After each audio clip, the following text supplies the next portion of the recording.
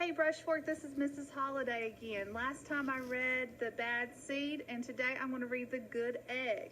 It is by the same author and illustrator. The author is Georgie John, and the illustrator is Pete Oswald.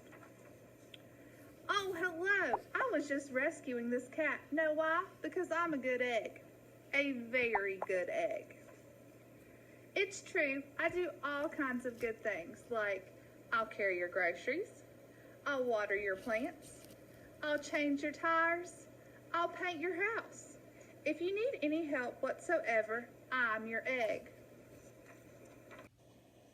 I've always been a good egg. It's been this way from the start, even in my earliest days, back at the store. There were a dozen of us living together under one recycled roof.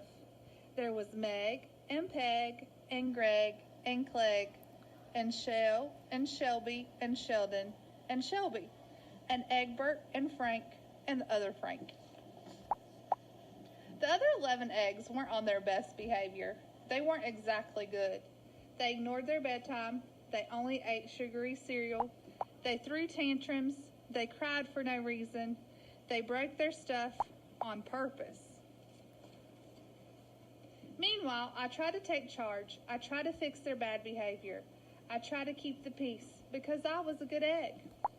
A very good egg. Nobody seemed to care though. Every night I was exhausted. My head felt scrambled. Then one fateful morning I noticed some cracks in my shell. They were everywhere. My doctor said it was from all the pressure I was putting on myself. The pressure of making sure everybody was as good as me. I was cracking up. Literally, something had to change. I had had enough. I told Meg and Peg and Greg and Clegg and Shell and Shelby and Sheldon and Shelby and Egbert and Frank and the other Frank that I was leaving. I can't be the only good egg in a bad garden, I said. Blah, blah, blah, they replied. I left that night. I wandered from town to town. The hours became days. The days became weeks. I lost track of time. I was alone. Out there on the road, under the stars, I really tried to focus on myself and what I needed. I took walks. I read books. I floated in the river. I wrote in my journal. I found simple moments to be quiet. I breathed in. I breathed out. I even started painting. For once, I found time for me. And guess what? Little by little, the cracks in my shell started to heal. My head no longer felt scrambled. I started to feel like myself again. So I've made a big decision. I'm returning to my old garden and my friends. Besides, I'm kind of lonely out here. This time, I know what they need to do. I'll try not to worry so much.